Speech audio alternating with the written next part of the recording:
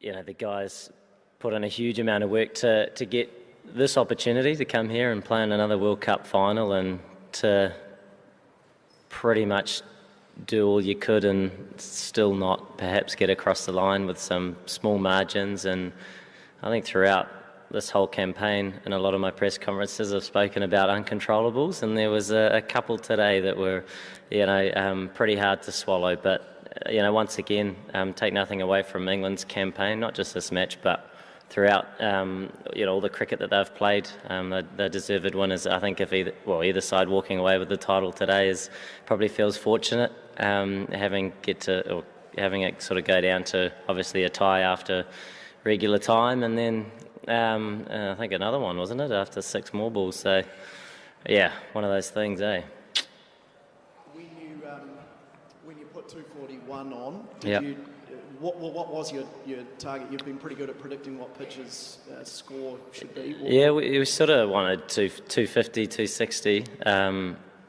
We knew that it wasn't easy, and we were expecting it to dry a little bit more, and it did do that. And I think we saw in the first sort of 10 overs the movement that we were able to get, and we were able to pick up those early wickets, and I think that was due to the pitch and the bowlers putting the ball in great areas, which they've done all tournament. It's very difficult to, I suppose, look at one or two areas when the margin is so small and you could look at anything. But yeah, I think the thing you walk away with is the amount of heart and the amount of fight that the guys have shown throughout this whole campaign, but probably none more than the match that we've just witnessed. And, both sides showed that today, and it did come down to, I don't know how they won it. What was it? Boundaries or something? But, it was someone had to walk away with the title, and we're gutted that it's not us, but England had a very good campaign and they deserve the victory. I know it's fresh, but a boundary countback, as you kind of just alluded to there, is that a fair way of deciding a World Cup final? Could you think of a better way, perhaps? I suppose you never thought you'd have to ask that question, and I never thought I'd have to answer it. Look, while the emotions are raw, it is pretty hard to swallow when, two teams have worked really, really hard to get to this moment in time, and, when sort of 2 attempts to separate them with a winner and a loser still didn't perhaps sort of shine with one side coming through. It just is what it is, really. The rules are there at the start. No one probably thought that we'd have to sort of result to some of that stuff, but yeah, very tough to swallow. Obviously a great game of cricket, and I think all you guys probably enjoyed it, as to everyone else. I think they're still here. They want more, but we're looking forward to putting our feet up now and having a bit of a chat and a reflection about our campaign.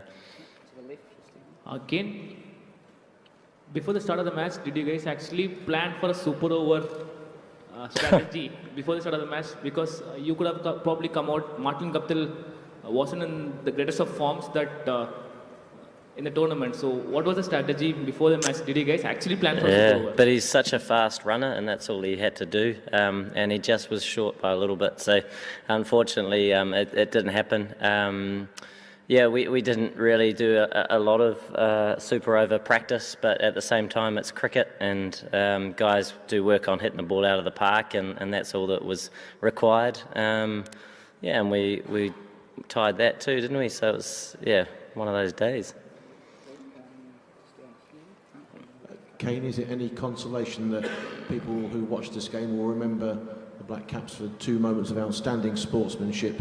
One when you signalled that Trent Boult had stood on the rope, so it wasn't a 6 when you were that close to dismissing Ben Stokes. Those things are remembered by spectators. I suppose we've just finished the game, haven't we? So whether people talk about it in years to come, we'll have to find out. But it was a fantastic game to be a part of. It is quite hard to look at it at the whole match sort of in a rational way when, we've just sort of been through what we've been through. But judging by the people that are still hanging around and the support that was there long after the match had finished, clearly it was a great spectacle for everybody. You mentioned the uncontrollables. Another one was when the ball hit Ben Stokes' bat. What were you thinking? I guess no hard feelings, or do you think maybe the rule could change? I don't know. The rule has been there for a long time. I don't think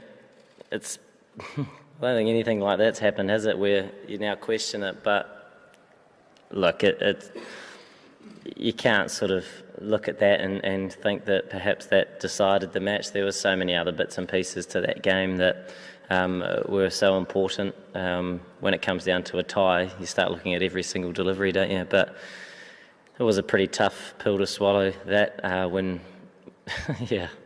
we were looking pretty likely with Trent bowling really, really well. So one of those things. A final like this, which sort of thrilled us till the end, how does it raise the profile of the sport? It was followed so widely across the world and it kept getting more and more thrilling. Yeah. Oh, you mean everybody loved it? English loved it more than we did, I think. But it was a brilliant game of cricket. Always a little bit better when you're on the right side of the result. But hopefully, as a side, and I think the English side would feel the same, that you do play this game to help grow the game, and hopefully the sport sort of grows in your country and people start enjoying or perhaps attracting new viewers, and that's always a really important part to what you do. And hopefully that achieves something like that today. But it's sort of pretty hard to consider those things right at this point in time when you're still reeling a little bit from some small margins. But naturally, a great game of cricket, and I think everybody watched. So I think really appreciated it. Just down the back. Usually if you lose the World Cup final, there would be some sorrow and also disappointment and probably anger at something that you've done, like the 4 years back. In this scenario, what you could be sad about, what you could be angry about, you just, how do you react? What do you take away from this sort of an ending? Will you just be happy, apart from just laughing at it? What else can you do? Laugh or cry, it's your choice, isn't it? There's not anger. There's a lot of disappointment, I suppose. The guys are really feeling it, and I think it's probably more down to some of the uncontrollables that go on, where they put in such a huge amount of effort. And we know in this game it can be fickle in its nature, and there are parts that, as hard as you try, sometimes those cards don't fall your way. And today it ebbed and flowed, but the guys stuck with it beautifully well, and they showed that heart and that fight that we've shown throughout this whole campaign to get us into winning positions, and we saw that again today. And I think we sort of, after perhaps 85-90% of that second innings, we had our noses in front, and no doubt a lot of thoughts are going, well, certainly through my mind, but obviously through all the other players as well, where could have been this, could have been that, but it is what it is. In same number of runs in the innings and same number of runs in the overs. So do you say that it is the rule that beat you, or what do you conclude that way? The rules are there, I guess, aren't they? And certainly something you don't consider going into the match, that maybe if we could hit an extra boundary and then tie 2 attempts at winning it, then we'll get across the line, and they didn't think that either. I don't even know what the boundary count was, but obviously we were slightly behind. Yeah, very, very tough to... Yeah, there you go. Let's go just over on the right. Kane, I know we're harping back to different moments, but the first ball of England's innings, obviously you get Jason Roy on the pads, and do you understand, looking at that review, how it wasn't overturned and given out, firstly, and secondly, do you think that makes a difference? Obviously, if you knock over a wicket first ball, probably does. I think once again, it's similar stuff when you come down to a tie at the end of 50 overs each. You have small margins like that. You have other sort of human decisions that can go one way or another, and that is just part and parcel of the sport.